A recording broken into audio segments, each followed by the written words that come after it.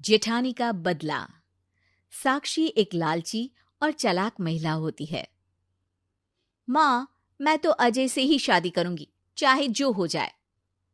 अरे लेकिन बेटा, उसकी माँ और बहनें बहुत तेज हैं। वो लोग तुझे जीने नहीं देंगी।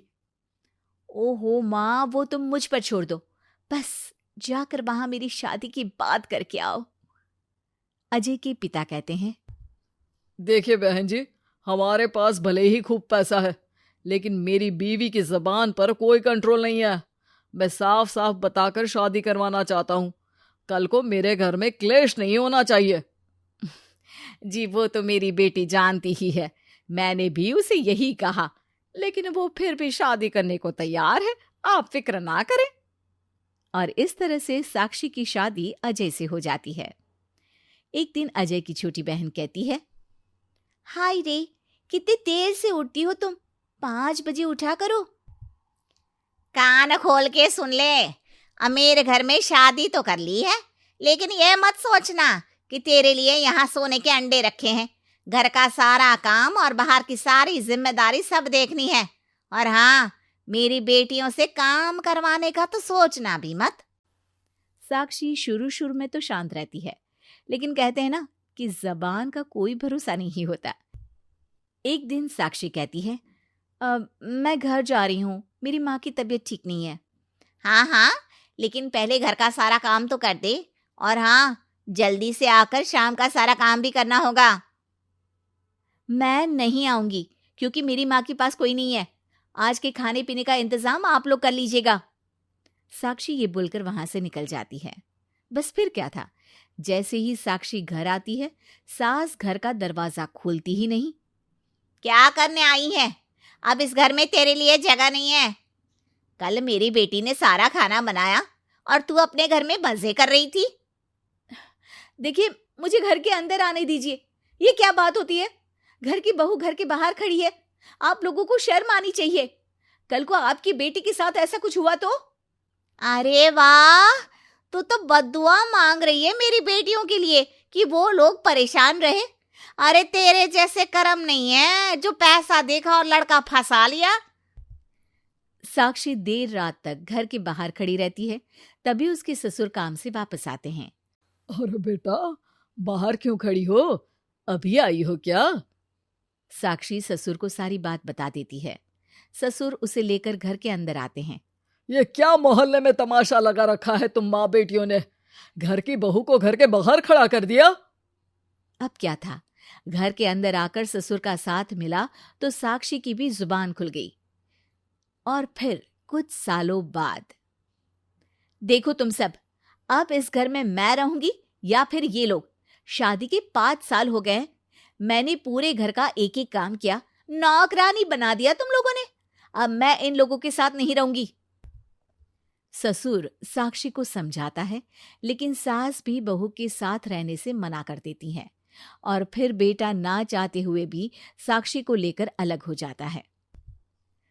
फिर अजय के छोटे भाई विवेक की शादी होती है और उसकी बीवी सोनम घर आती है। सास से बचकर रहना, बहुत गंदा बोलती है। लड़ते वक्त मेरे सामने तो जबान नहीं चलती, मैंने तो पहले दिन से ही ठीक करके रखा है। भाभी, मेरी मम्मी ने किसी की बात का जवाब देने से मना किया है। हाँ, लेकिन वो संस्कार इस घर में काम नहीं करेंगे। तुम्हारे वक्त तो दोनों ननदों की शादी भी हो गई है, मेरे वक्त तो दोनों कंवारी थी। हाँ, उनके तानों से तुम तो बच गई हो। तभी वहां विवेक आ जाता है। पापा, सोनम को खाना बनाना नहीं आता है, लेकिन वो सीख जाएगी।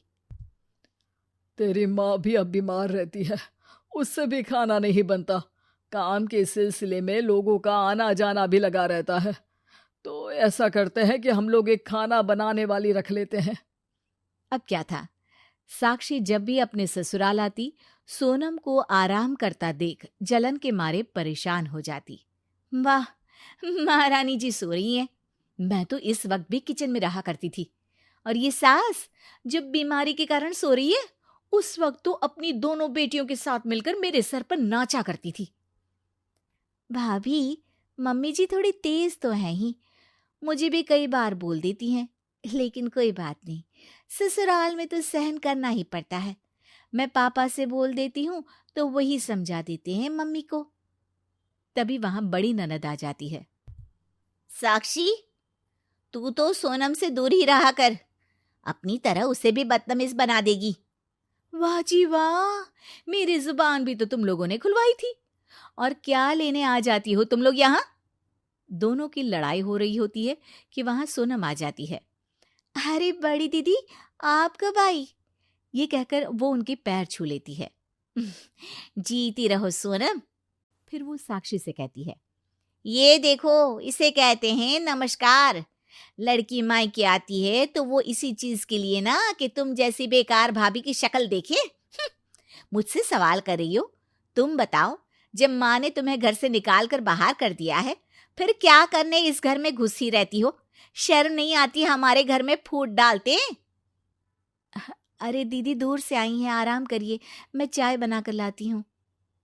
वाह जी वाह, मैंने बताया था कि ये लोग बात करने लायक नहीं है, फिर भी मक्खन लगा रही हो।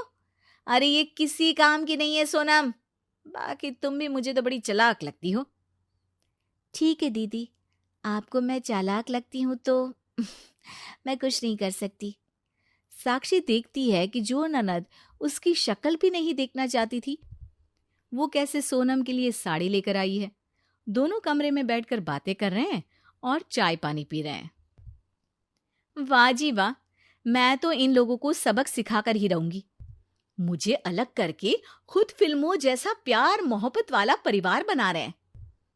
वो जोर जोर से रोने लगती है कि तभी वहां साक्षी का पति अजय आ जाता है। रोने से क्या होगा? सोनम से जलन महसूस कर रही हो, लेकिन जानती हो सोनम ने क्या किया? एक दिन माँ ने उसे मारने के लिए बेलन उठाया था, लेकिन फिर वो फिसल गई। सोनम ने ही माँ को डॉक्टर को दिखाया, वरना आज माँ हम लोगों के बीच नहीं होती। साक्षी, तुम तो घर छोड़कर चली गई, लेकिन दोनों बेटियों की शादी के बाद हम लोगों को खाना पानी की भी समस्या आ गई थी। तुम्हारी सास से काम नहीं होता था और मैं व्यापार के साथ घर का किचन भी देखता। सोनम, जिसे खाना बनाना भी नहीं आता था, उसके हाथ चाहे कितनी भी दफा जले, लेकिन कच्चा पक्का जैसा भी हो प्यार से खिलाती।